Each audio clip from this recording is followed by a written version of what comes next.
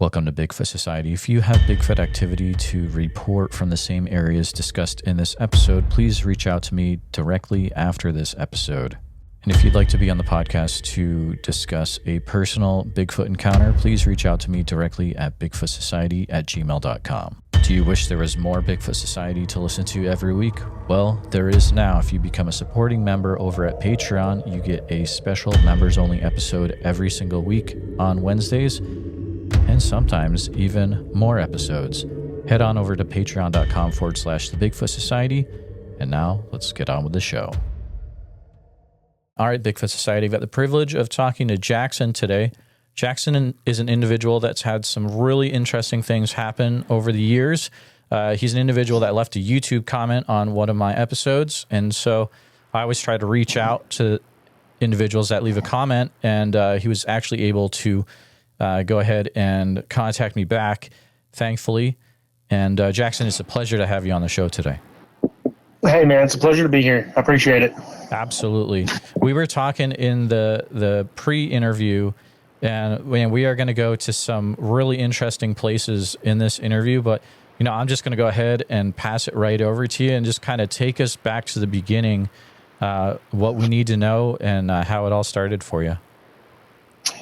Yeah, gotcha. So just to give you a little bit of background about me, I grew up in sort of like West Central Florida, like near the Everglades, in a little area called the Golden Gate Estates, which at the time was severely less built up than it is now.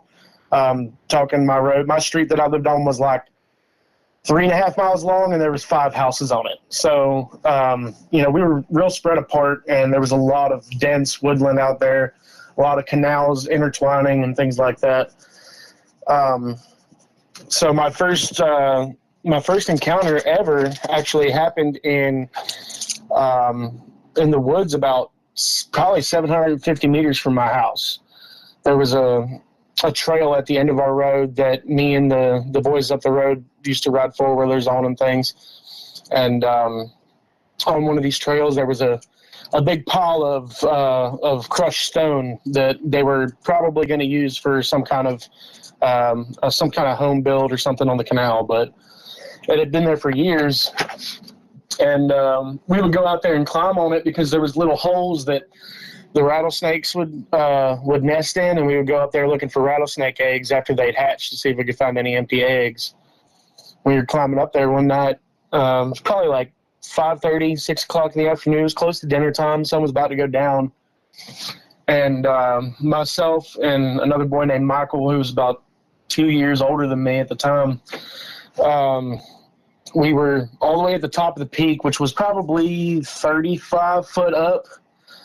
And we were sitting up there talking, and it was pretty quiet because the other boys were down below us, and we heard branches snapping. And he thought it was a bear, so he started sliding down the rock pile. And I looked out across, and just about probably 150 meters, maybe 200 meters out, there was the canal line. And it was a very, very brief sighting, probably 15 seconds total. But I watched this small to medium-sized Sasquatch come down the small embankment into the canal, step through the canal, and then back up the embankment on the other side, and then it disappeared into the woods very quickly. And at the time, I didn't know anything. Obviously, I was young. I was probably 8 years old at the time, 9 years old. I didn't know anything about Sasquatch. And, I was a little bit shaken, but I was like, maybe it was a bear. We had bear problems in the area, digging through trash and stuff. And I went home, and I told my dad about it. Now, my dad was like 95% Cherokee. And I told him about it, and I remember like his face going white. And then he sat me down that night because my mom worked night shift, so it was just me and Dad at home. And he sat me down that night and made me watch The Legend of Boggy Creek. and was asking me a bunch of questions like, does this look like what you saw, this, the whole nine. And ironically enough, that was the only conversation that we had ever had regarding Sasquatch.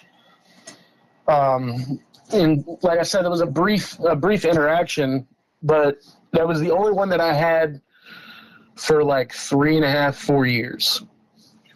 Somewhere around 2004, 2005, we moved from Florida to North Carolina.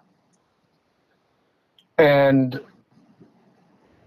when we moved there, we were living in like the Greensboro area, like a decent sized city.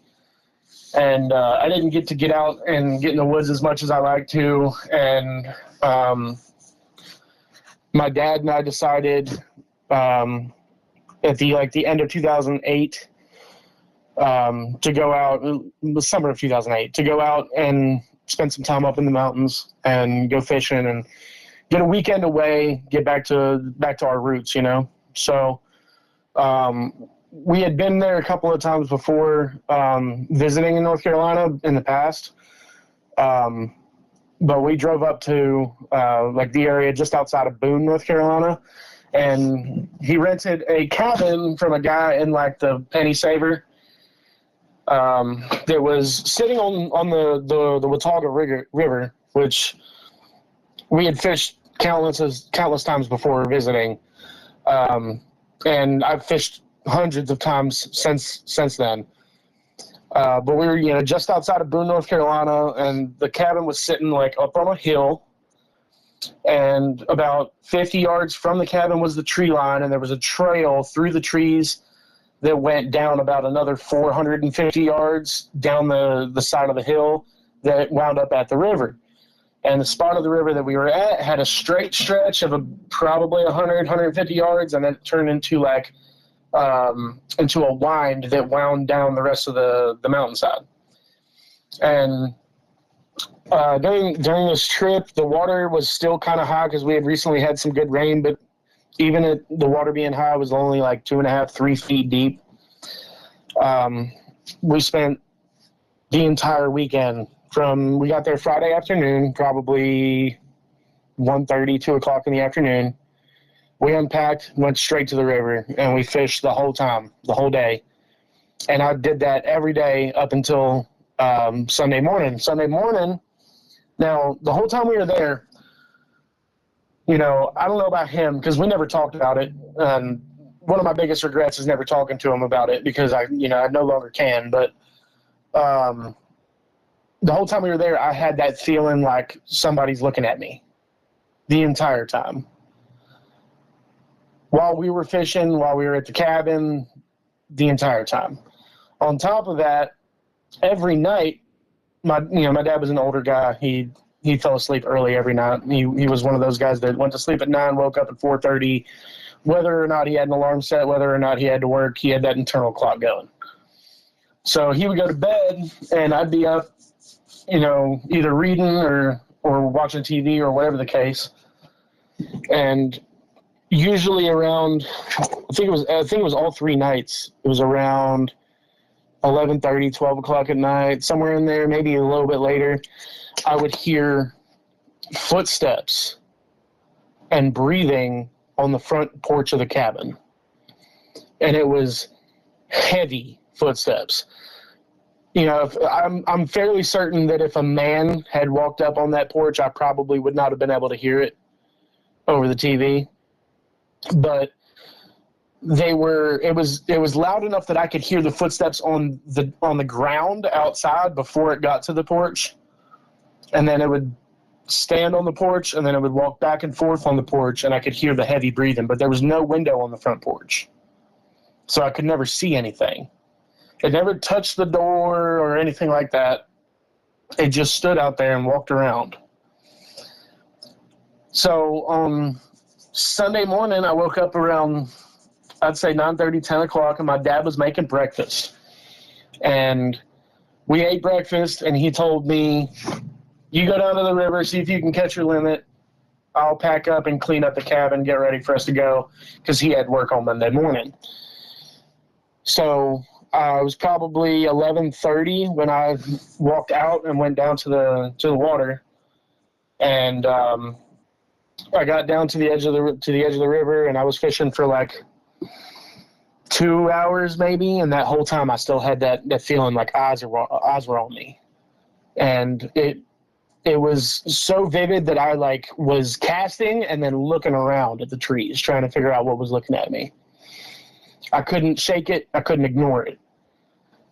And it got to the point where I was like, something's out there. Like even at, 12, 11 and a half, 12 years old at the time, probably in that range.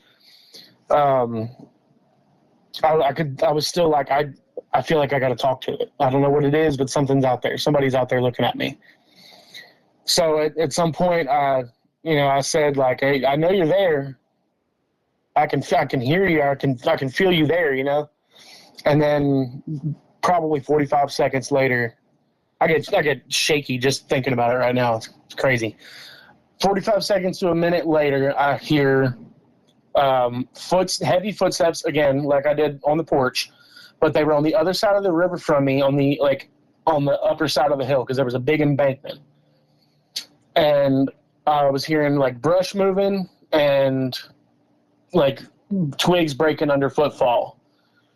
And at this point, I've been in the woods all my life. I know what it sounds like when a deer's walking, and you can pretty much tell what it sounds like when a bear's walking. It's pretty much 100% identifiability, in my opinion.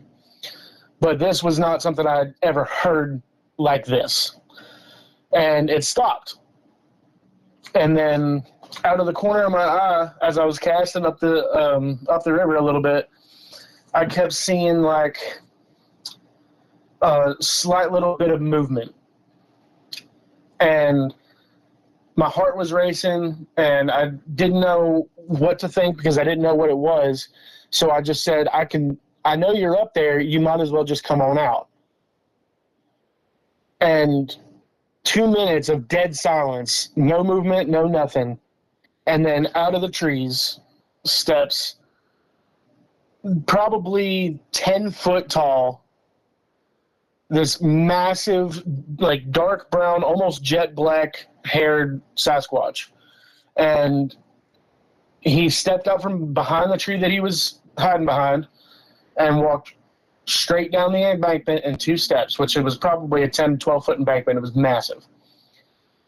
And he steps onto like the river rock, like the pea gravel on the beach of the river, and just stood there and stared at me. And I tried my best to just keep fishing and like ignore it. I didn't feel scared. I didn't feel afraid. I didn't know what its intentions were. So I just stood and fished, and I waited. And at some point I gathered up the courage to kind of look at it again. And I turned and looked at it, and its head was kind of tilted looking at me, like trying to figure out what I was doing. And I got a really, really good look at it. I was finally like able to make full contact with it, full eye contact. And the image in my head when I think about it is so vivid. There was a slight crest to it, like slight slope to the forehead. It wasn't crested like a lot of people say. It wasn't like a pointed skull, like a lot of people say. And it wasn't reddish brown, like I feel like 90% of experiences say they're reddish brown. This thing was like almost jet black. It had gray hair on its chest and gray hair on its beard. And I mean, when I say beard, I mean beard. Like the hair on the face had grown out and was like shaggy and was longer than the rest of its head. And it was starting to gray at the middle, and same with the chest. It was almost like a rough rounded diamond shape of gray hair tufted on the chest. And its The skin on its face was almost black like leather. It was like a dark gray, and it was oily. And its nose was kind of flattened a little bit. It was very, very human-like, but it was almost flattened a little bit. And I could tell I could tell very obviously, if you understand what I'm saying, that it was a man. Like it was definitely a male. There was no doubt about that, 100%. So I stared at this thing for like probably 15 minutes, and on the way down, I had grabbed a broken twig to use as like a makeshift stringer, and I was holding trout that I'd caught on it the whole time I was there. So I had like 3 or 4 trout on a stringer that was just sitting in the water on the edge, and I stared at this thing, and I couldn't fish anymore. All I could do was look at it. And at some point, it got so comfortable with me being there that it just stopped staring at me. And it was doing things that any other person or creature would do. Like, he would scratch his chest periodically, or like a fly would go by his face and he would swat at the fly. And then after a few minutes of him just standing there, he looks back at me again, and then he makes this like almost like a yawn sound. I don't know how to describe it really, but it was deep and guttural, but it wasn't aggressive.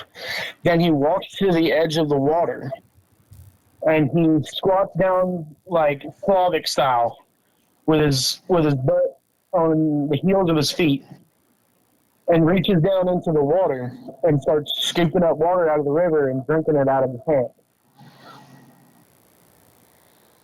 He takes a few sips of water, he stands back up, and he just looks back at me. And at this point, I'm like, I got to get out of here. Like, I have no idea what's going on right now. So I grab the stringer out of the edge of the water, and I stop and I look at him, and I'm just holding my rod in one hand, stringer in the other hand. I'm looking at him. He's looking at me. Complete, total eye contact. And he had these like dark emerald green, really bright eyes, and they were huge. And I looked at him and I was like, you can have these if you want them. And I tossed the stringer onto the bank of the river.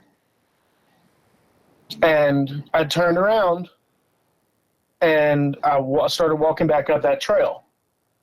And I got probably halfway between the trail, or between the river and the cabin on that trail, when I heard his footsteps clunk through the water, and then clunk right back through the water back to the other side, and then I heard his footsteps crashing up the hillside. The entire thing probably lasted 15 minutes. It was long. 15 minutes. Wow. Yeah. I mean, I'm talking, I stood there for probably 5-10 minutes still casting out into the water as he just stood there and watched me, trying to figure out what I was doing.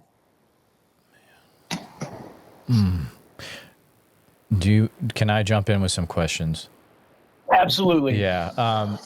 Did what you saw there, was it similar to what you remember as an 8-year-old in Florida? So what I saw when I was an 8-year-old in Florida was very hard to make out, because there was so much dense vegetation there. So like really what I was seeing was like torso and shoulders, and then some of like the neck and head, but it was bobbing through vegetation as I was going. Because, we're out in the middle of, BFE, as I like to call it, in the middle of nowhere. And, this canal was probably 7-8 feet across. It was a real small canal. And it was down that bank, up the bank, and gone in probably 10-15 seconds tops. But I do remember brown fur or brown hair in the first encounter.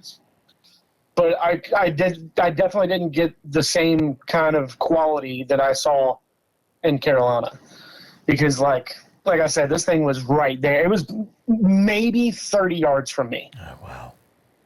Like less than 100 feet, 100%. The river itself, that stretch of river is only like 15, 20 foot across. And he was like 2 or 3 feet from the water line. He wasn't far at all.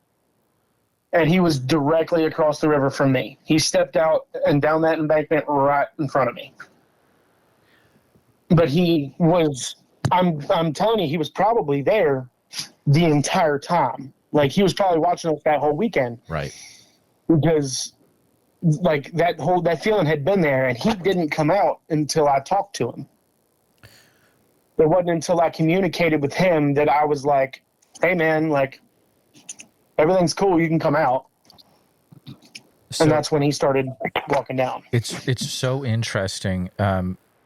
Your interview makes I would say 4th or 5th in a row where the individual has talked to the Sasquatch using their vocal voice in English and had a direct response. Either a tree pushed over, or in your case, they actually step out. And it's just, it's very interesting for me to analyze, because these people I'm not talking to, they don't know each other. So it's not like they're talking and like, oh, make sure you say this. Like, it's a lot of really interesting connections that are coming out with this subject, which is talking verbally to the creatures and getting a response. And I'm not sure how to deal with that, you know? So what's even more crazy is when I get to that, like later on down the line, there's, you know, what happened to me in Arkansas, as far as communication goes, puts that to shame. Okay. Like it transcended what I thought was possible. And it sounds like we will definitely get there. Yeah, you mentioned that your father is 95% Cherokee, and what does that make you percentage-wise, if you don't mind? So I'm roughly 60. Okay.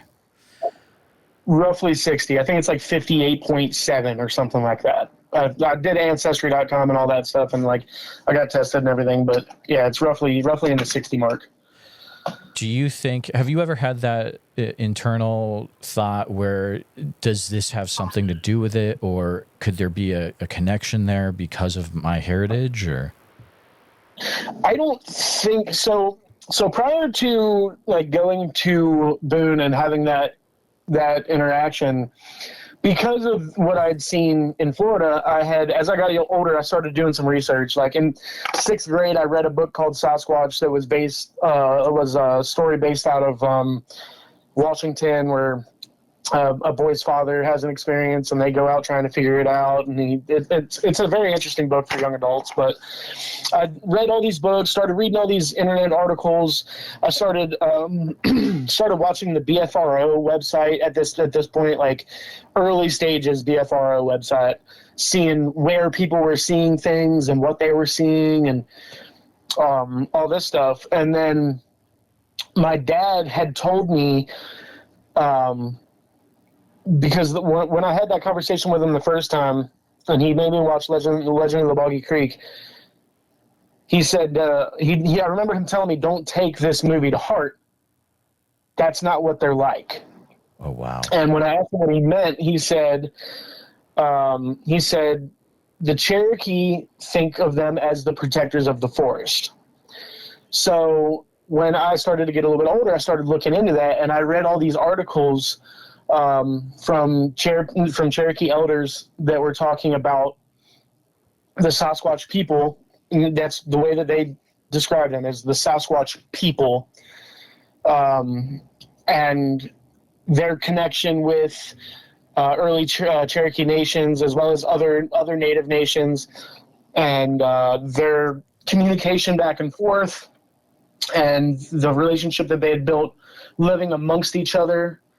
And one of the things that I read was that a lot of Cherokee elders I don't know about other Native American tribes, but I know that the Cherokee elders believed that the Sasquatch people could hear your thoughts, so they could detect your intentions, and that their communication levels transcended beyond speech, basically.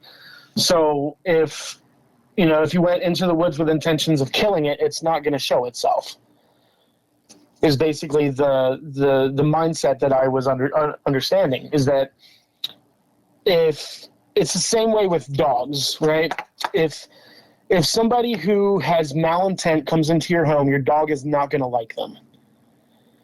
If somebody tries to break into your house to kill you, your dog is probably going to react negatively to it, because a dog can sense more than just your speech, which is why a dog will react to you. You could tell a dog that it's an idiot, but say it in a sweet way, and the dog's going to wag its tail and be happy because it can sense your intent.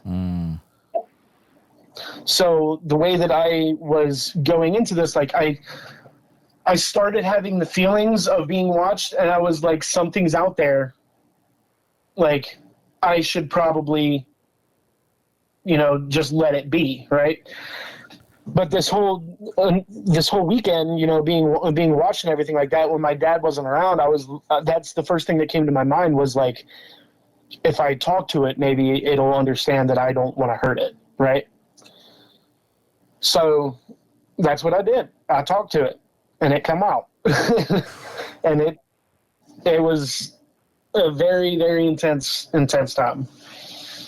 That is, so you just opened my mind, because I didn't know that was part of Cherokee legend, where there's the whole, they can perhaps have insight into thoughts or intention. I thought that was a newer thing, and that's been around forever, you're saying. Yeah, so what I read, so I forget the guy's name, but there was an article that I read that was written in 2001. And I found it on a Cherokee tribal connection website, where a guy had written this long, elaborate, here is how the Cherokee people operate, right? And I read this thing. It was probably 150 pages of just things that people should know after they find out that they're Cherokee. And it got into naturalist stuff, like the way that they use medicine, the way that they would cook food or would preserve food, things like that. And then it got into wildlife. And when it got into wildlife, one of the first things that it said was, there are the Sasquatch people that protect the forest. And it gave a description, and there was a drawing, and in the drawing was two men with bows and arrows, and then there was a very, very massive dark figure, standing in a tree line, was in the picture that was drawn there. And it was talking about how they communicate without words, meaning telepathically, that they know your intentions before you make them clear, and things like that. So yeah, that's been a thing for a very long time, and I think it gets overshadowed by other aspects of the possibilities of Sasquatch.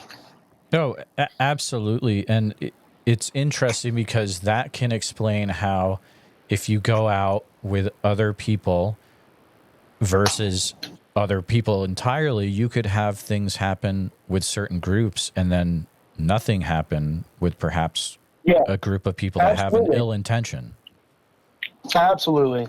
And I mean, but here's the thing, it goes the same way with deer hunting.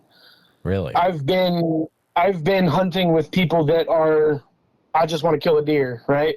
They have no respect for the spirituality of hunting, things like that. And you won't see anything all day and all night. And when I would hunt with my father, growing up, he always taught me that hunting is a way of fulfilling the needs of the family. So you have to be thankful for the sacrifice that the animal is giving you, right? So when my dad or I would kill a deer, we would stop and he would pray and thank the animal for its sacrifice to feed the family. So I became very connected with hunting and fishing in a spiritual way. And I've noticed over the years that if I go hunting alone or with people that have a similar mindset to me, I'll kill a deer every single time I'm out.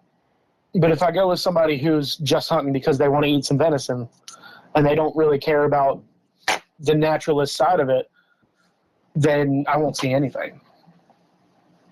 That's extremely interesting. Thank you for being so open with your heritage and what you've looked into regarding that. Absolutely. Definitely, it kind of leads into everything that I've experienced after that point. Absolutely. So at this time in North Carolina, so that was the end of the weekend then. Yeah, that was as I was leaving, basically. So, like I said, I got up, had breakfast. Dad made breakfast, and then he was like, "You go fish," because I could still catch my limit for the day if I wanted to. And he stayed and was cleaning up the cabin and packing everything up to get ready to go because my dad was a foreman for an electric company, so he had to be up at work at 5 o'clock the next morning. So we were leaving by 2:30, 3 o'clock in the afternoon, because we had a 3.5 hour, 4 hour drive back to our house. And so I went alone, and I was down there alone, and I was fishing for a couple of hours before I really worked up the courage to say anything and try to coax it out. After that, it was 15 minutes total of me and this massive 10-foot Sasquatch staring at each other before I turned around and walked back up the hill. And it was probably 15, 20 minutes after I got back to the cabin that we left.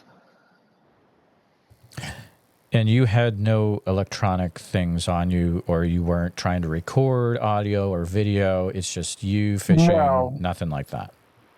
So, growing up in Florida, I had a Nextel because my dad was an electrician. So his company paid for Nextels for the family. But after we left Florida and we got rid of our Nextels, I didn't have a cell phone until I was probably 14 years old. So I didn't have any electronic stuff to record at all. The only thing that I had on me when I was at that river, I had on waders in case I wanted to get into the water. And then I had a backpack, and in my backpack was my lures, my pliers for fishing hooks, and then a bottle of water and a couple of granola bars. But other than that, that's all I had on me the entire time, other than a fishing pole. I didn't have any electronics. I didn't have a Garmin at the time or anything like that. I was young. Yeah. Wow. That's extremely, extremely interesting. You said this was around 2004? No, so 2004 is when we left Florida. This was probably 2008. Okay. Gotcha. I was 12 and a half, almost 13 at the time. It was about a month. Now that I'm really thinking on it, it was about a month before my 13th birthday. So it would have been June of 2008. Because it was just a week after I got out of school for the year. Did you have a conversation with your father about what you saw for that 15 minutes? No. Wow. My father and I never talked. I never talked to anybody about this until about 2 years ago. Oh my goodness. And how old are you now, roughly? I'm 29. I turned 29 just this last month on the 31st. Dude, that's that's about 14, 15 years. I went 15 years, without talking about it. Goodness. And it's actually one of my biggest regrets because my father passed away in 2014 when I was 19 years old. Yeah. And the last couple of years of his life, he was really sick. So I didn't have the best relationship with him. I had a lot of animosity towards him, a lot of false animosity. So it's one of those things that if I could sit down and have another conversation with him, I would probably tell him about that because he would probably be as ecstatic about it, you know? even would maybe guess that he'd had similar things happen to himself when he was younger. Who knows? I always thought the same thing too, just because of what he said when we watched Legend of Boggy Creek. Yep. Because like what he actually said, what he said to me was, don't take that movie to heart because they aren't like that. Wow. Like he knew, you know what I mean? Oh, absolutely. This is absolutely incredible, Jackson. So there was one other encounter that was very brief that happened in eastern shore of Maryland. This was probably 2013. About that, I was 18 years old. I was just barely 18 years old. My uncle would hunt sika deer on the eastern shore of Maryland, and sika deer are a small Asian breed of deer that live in like the wetlands. So we were sitting on opposite fields. There was a large piece of property. It was like 350 acres that we had permission to hunt on. And there was a clearing that went for probably 250, 300 acres of it, most of it. There was about 250, 300 yards wide. And we would sit on one side of the clearing and watch to the other side, because the other side of that clearing, when that tree line hit, was all marshland. So my uncle was sitting on one side of the property. I was sitting on the other side of the property. I was sitting in a tree stand, probably 18 feet in the air. And I was just scanning. I was sitting up there with my 243, and I was just scanning, watching through the scope, looking at the tree line. There was a slight fog that had rolled in. It was probably 4:30, 5 o'clock in the morning. Sun was just barely coming up on the horizon behind us. And so it's like this light blue-gray across the entire field. And this slight fog has come through. And I was scanning across the tree line, and at some point I crossed over a pair of shoulders.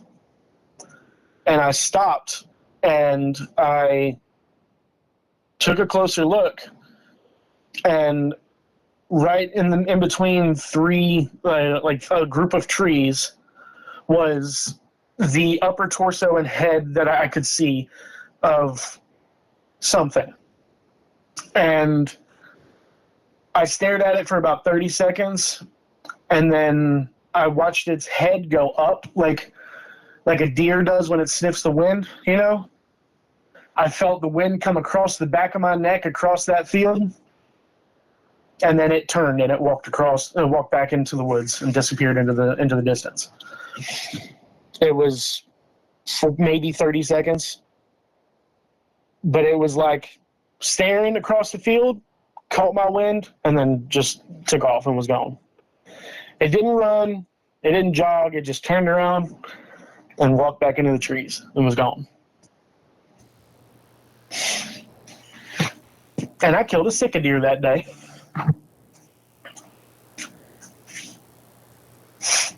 Similar to what you had seen in North Carolina? Yeah, I would say similar. I couldn't really gauge how big it was because how far it was. 300 yards in the distance, looking through a rifle scope. I couldn't really tell you how big it was or how big it wasn't. But I know that it was definitely not the shoulders of a person, if that makes any sense. It wasn't a human.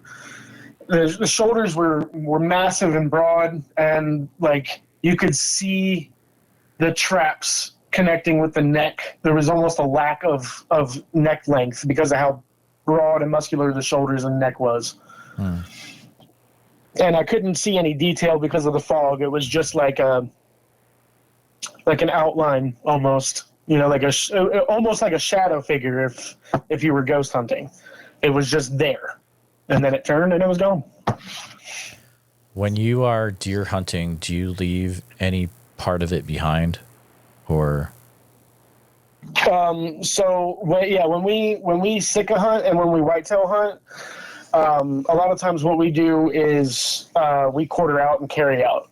So we'll we'll live butcher for the most part right there on the kill site. So we'll take our legs, we'll take all our back straps, we'll take all the cuts that we want. We go in with Mylar bags, lined bags to protect from the heat if we're hunting in the summertime.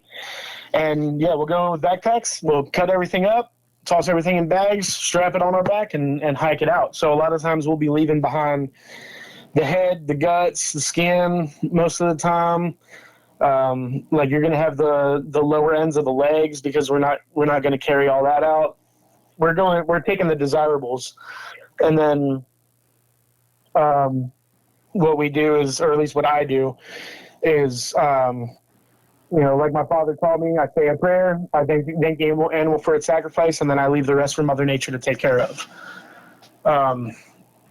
Especially when it's a larger deer, because it's a lot of food for a lot of something. You know what I mean?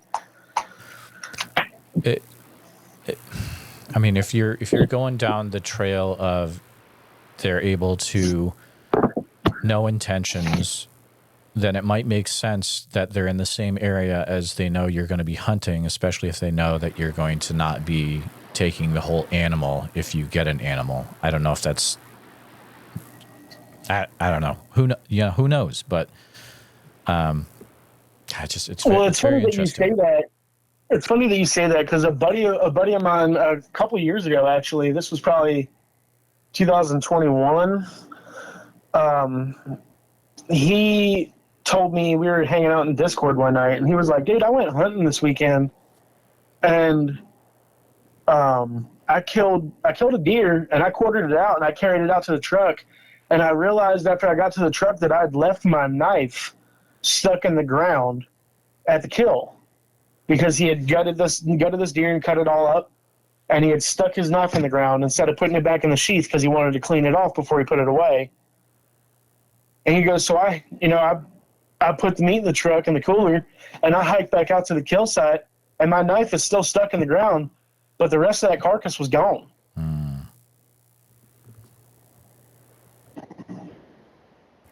And he had killed like a 200-pound whitetail. Oh, wow. So like there was a decent amount of carcass left there, and he said that it was all gone. He said the only thing that was left was blood residue on the grass. But every bit of scrap was gone. Like somebody come up there and scooped it up in their arms and took off with it. Sure. Man, this is so interesting to think about it this way.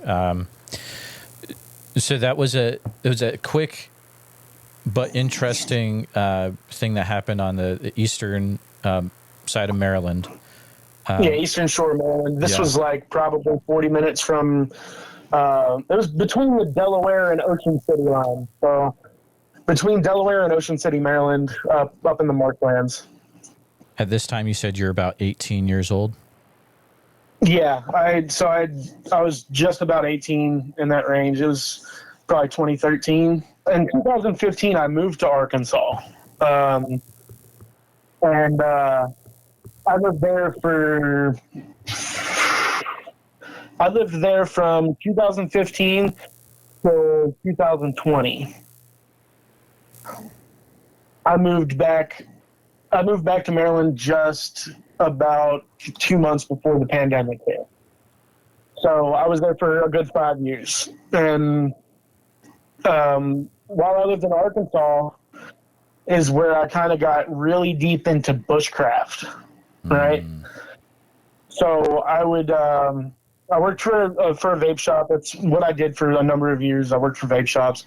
And whenever I had time away, if I had like a long weekend or anything like that, I would go off into the woods. And, the part of Arkansas that I lived in was on the Spring River, like up in the Ozarks. There was thousands upon thousands of acres of unexplored everything.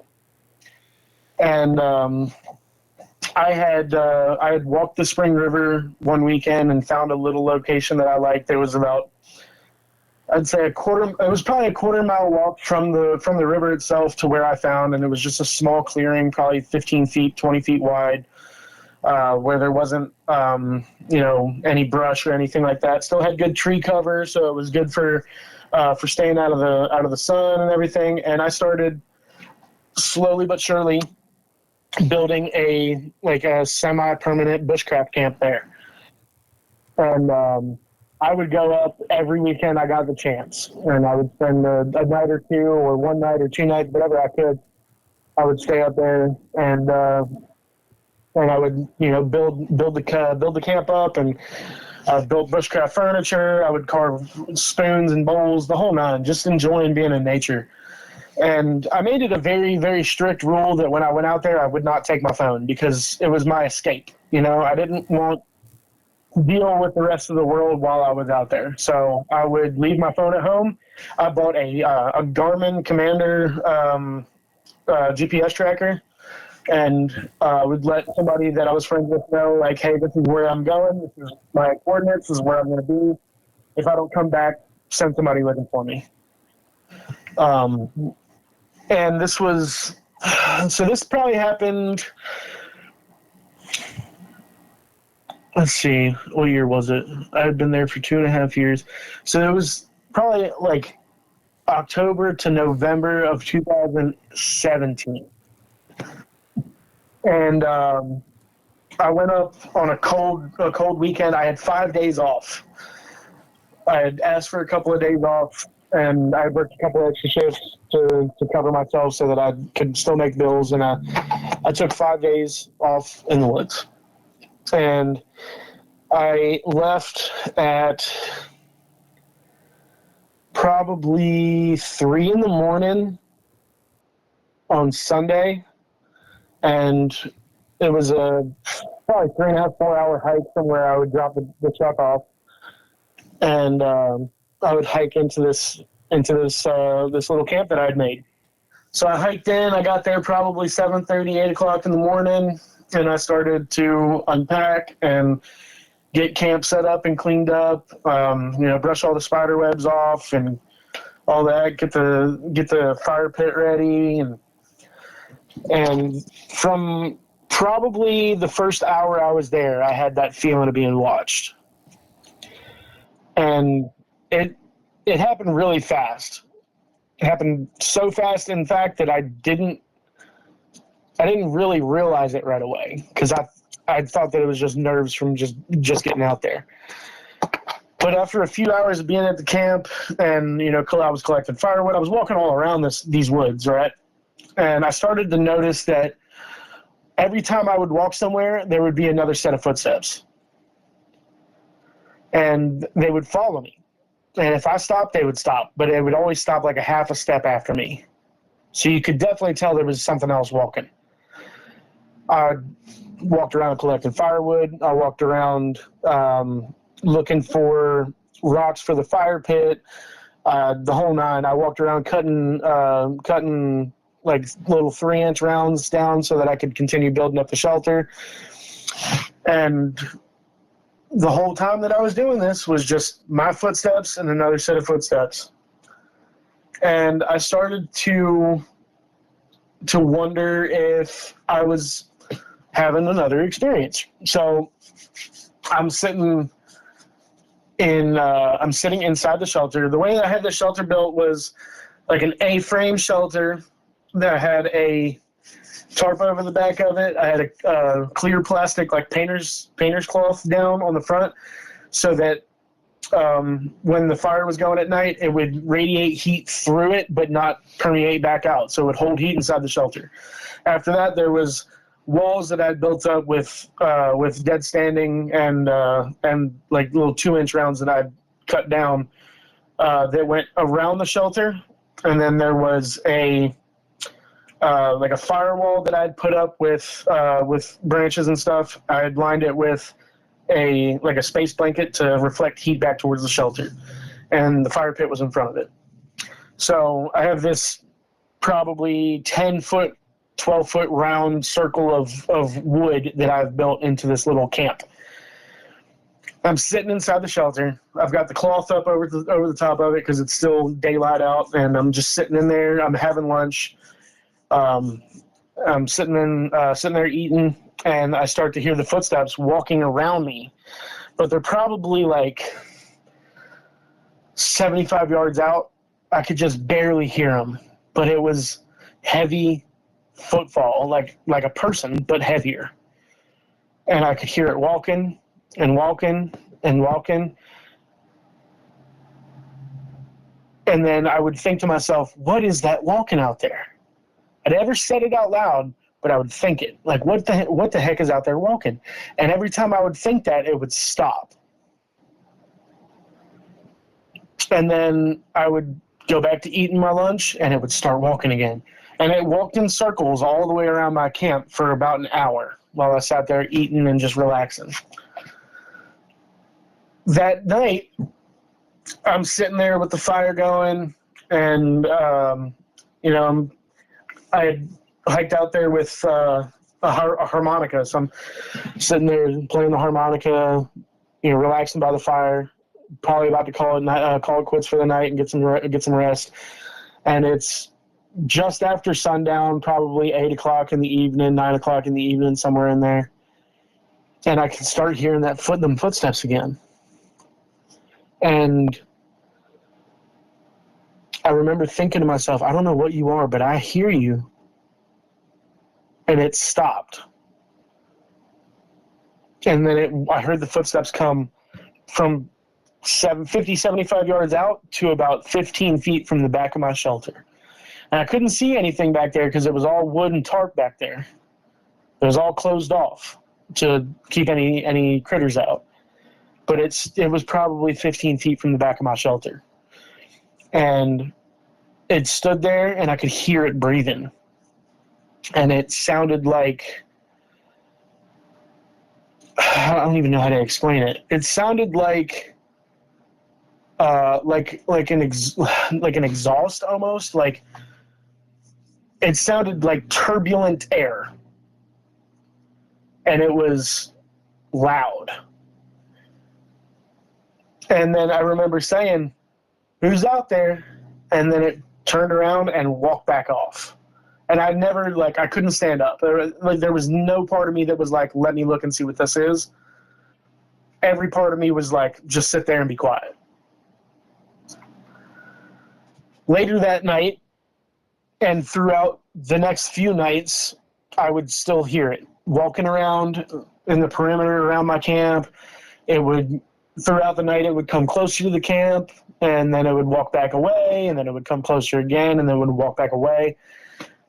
And on I think it was probably the third night, it was in the afternoon, so it was probably day 3. And I'm sitting in the camp, and I'm carving spoons. And it had been silent for like an hour. It was just the birds chirping and the squirrels jumping through the trees. And I'm sitting there carving spoons. And the next thing I know, I noticed that all the sounds had stopped. And it got eerily quiet. And then slowly but surely through the distance, I heard those footsteps again. And they were coming from off to the right towards the back of my shelter, but coming straight towards me. And this was the moment that I realized that in my belief that the Cherokee people were right. Because I thought to myself, didn't say it out loud. This was just a thought in my head. And I said, I can hear you. And it stopped.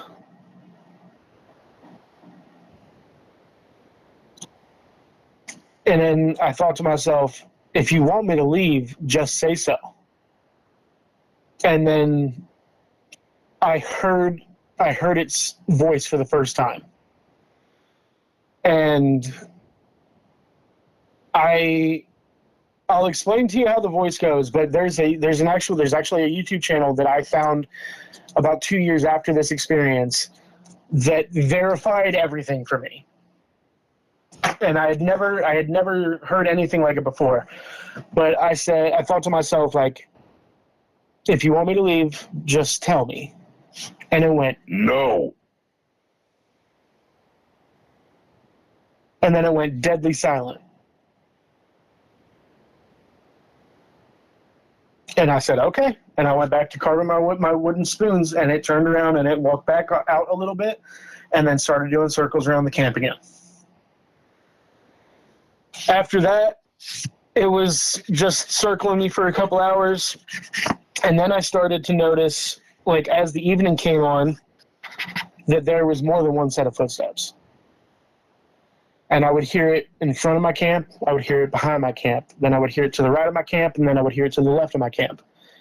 But it was always too close for it to be one. So there would be, 30 seconds between hearing footsteps out to my right and out to my left. So there was at least two at all times.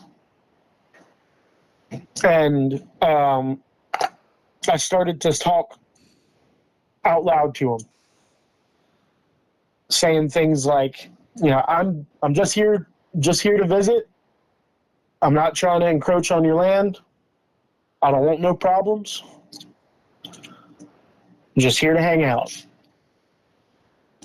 And at some point, they started to, I think, get comfortable, because I would hear communication between the two of them. And they were everything from whistles to whoops. Sometimes they would just whistle at each other. Sometimes they would whoop at each other. And sometimes it was almost like chatter, like gibberish. It wasn't anything that I could make out, but it was like this deep, guttural, the only way that I've ever been able to imitate it was by doing like throat bass, because I used to beatbox. But you would hear it in the distance, like just sounds is what I thought it was. But it was so loud and so like deep and guttural that it was not something that a human could produce. And I would hear it on my right, I would hear it on my left, then I would hear it out in front of me, then I would hear it back behind me. And it was always like different sounds, like they were speaking to each other in a different language. And they went like that through the entire day of day 4. Whoops, hollers, the chatter, the different vocalizations, all through day 4. And then on the morning of day 5, when I was getting up to leave, I was packing all my things into my backpack, and I could hear them back behind my shelter. There was a couple of them, and it sounded like they were kind of grouped up a little bit watching me. And I was pulling my tarp down and rolling my tarp up and folding it up and packing it away and grabbing like my cook kit and everything and packing everything away. And I started getting these little pebbles, like an inch in diameter, little smooth stone pebbles would get tossed over the top of my shelter, and they would land on the other side of my shelter, like near the fire pit. It happened like 10 or 15 times. And eventually I was like, I'll come back someday, guys. I got to go back. I got to go home. And it stopped. And then I heard a couple sets of footsteps walk away from the shelter and disappear into the distance, and I didn't hear anything else until I left.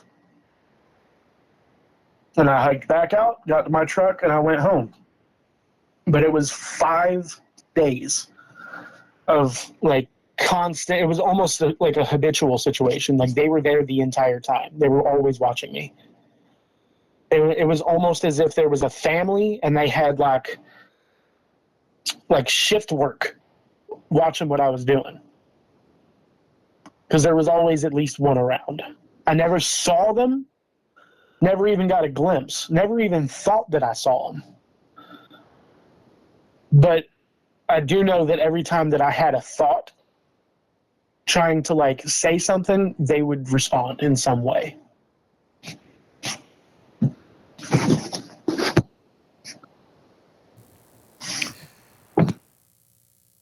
I don't I don't know how you got through that, to be honest. Well, that's the thing. Like, regardless of all this stuff happening, never once was I afraid. There was never like an ounce of fear put onto me.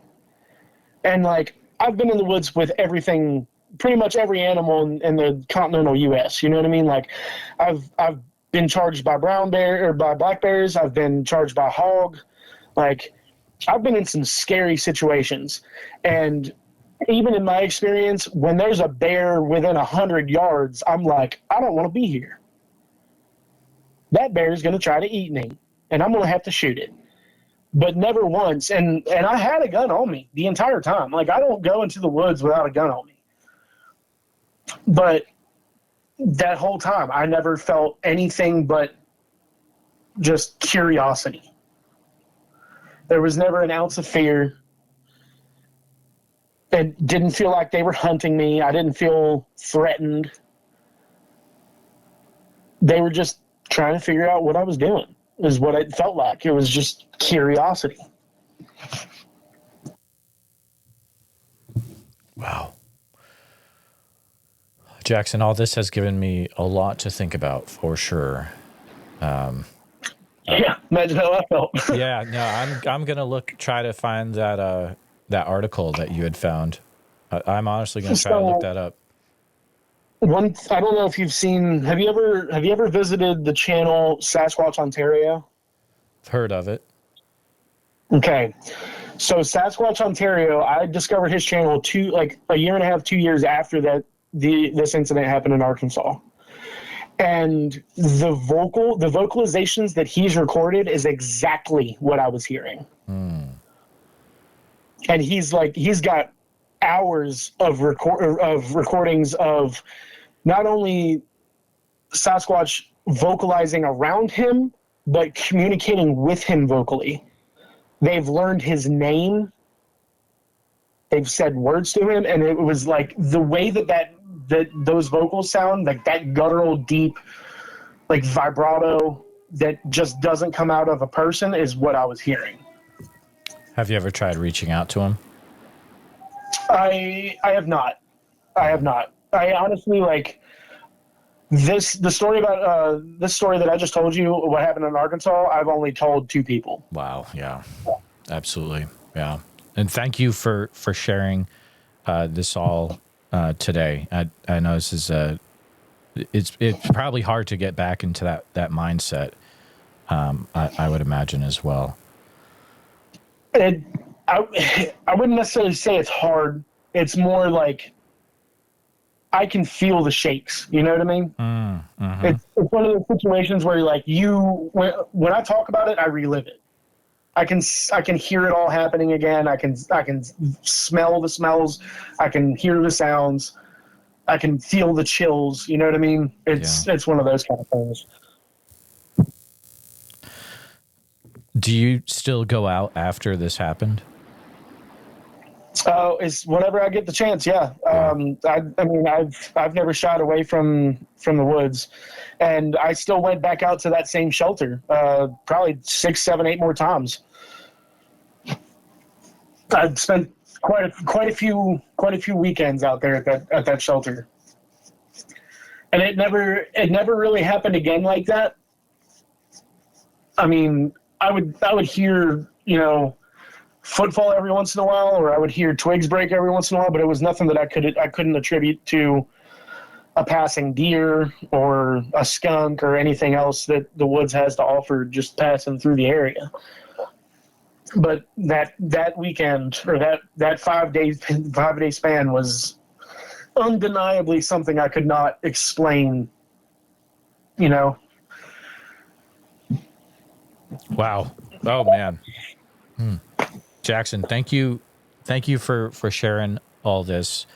If listeners were listening carefully, there's a lot you can take away from this, and it'll be interesting to see how this affects people after they hear it. And I think some people might be reaching out as well after this regarding certain things you were talking about, like to do with intent and thoughts and things like that. So Yeah. It's such an interesting like thought process to go through, but it the more that I thought about it over the years, the more it made sense. Because there's been hundreds of stories of like search parties going out and looking for Sasquatch, or looking for the creature in the night, or whatever the case, and they don't ever come back with anything. They come back empty-handed every single time. And if something that big and that smart and that stealthy knows what you want, it ain't going near you. That's for sure. Yeah, if you're just out to make a documentary, or you're out there to become rich and famous, or to try to be the first one that bags one, you're probably not going to have much happen, I would guess. Yeah.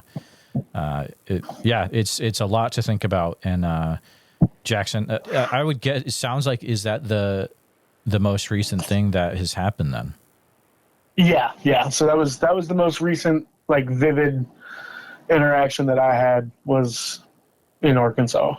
If someone's to ask you, what do you think Bigfoot or Sasquatch is, what is your answer regarding that?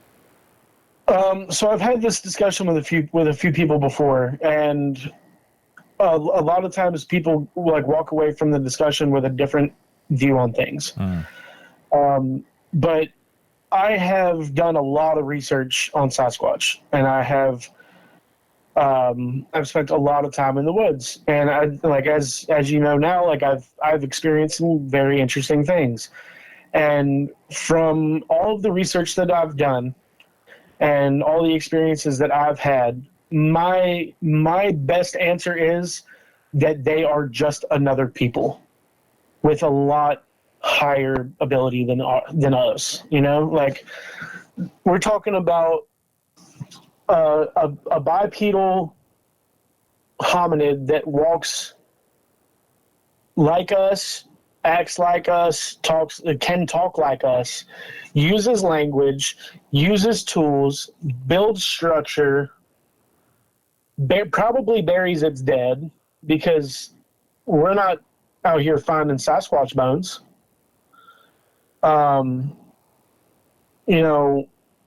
Eats a balanced diet. Like, there's been stories of people watching them pick berries. There's people have seen them hunting bison. People have seen them hunting deer. I gave them fish. Like, we're talking about something that is far more intelligent than anything else that we believe that we have in the woods. And through all those things, that's the way that I look at it. It's a much more advanced person. Extremely interesting. If you had the chance to see one again, would you be okay with that? 100%. Yeah. 100%. Yeah. Like I said, man, like I never once had a shred of fear. Like, I never felt afraid. I was perfectly fine.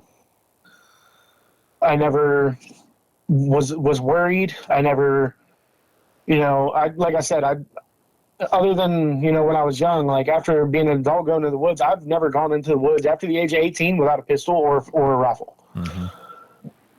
And even with that knowledge in my head, never reached for my gun. There was no need, because I didn't think that they were going to hurt me. So, if the chance ever does come up, then yeah, more than happy to interact with them again. More than happy to.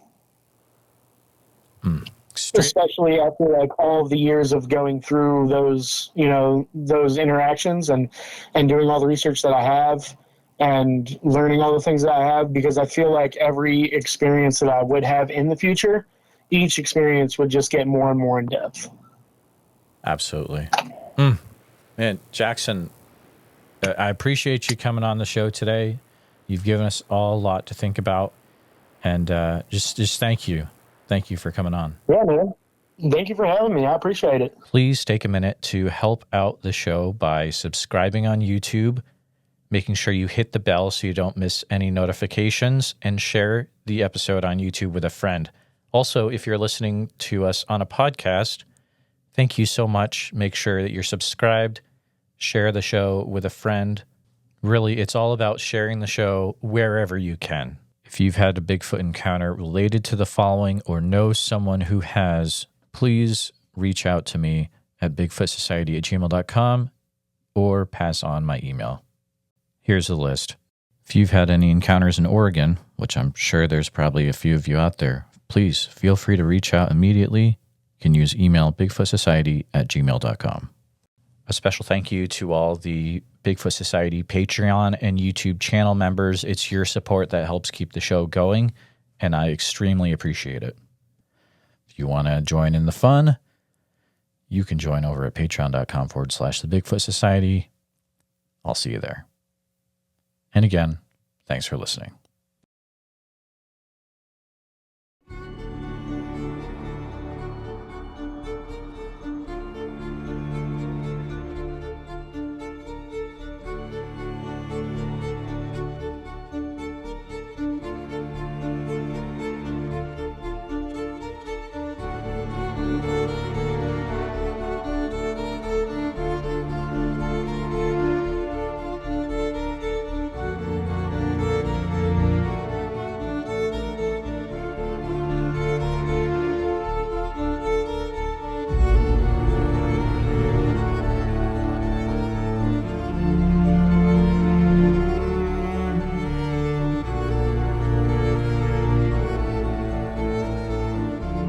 Her and I can get on here and we can tell our stories. Maybe there's somebody else out there listening that's too afraid to tell their story. Maybe this will give them the courage to come out and not feel so bad about it. Who cares what anybody thinks? I know what I saw. I know what's out there. That's all I care about.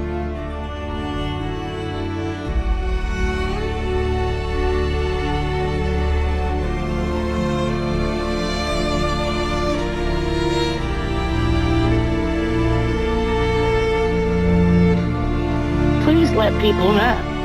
Please let them know. If you ever see one of these things, you need to tell. Because if you don't, then shame on you. You know? Shame on you.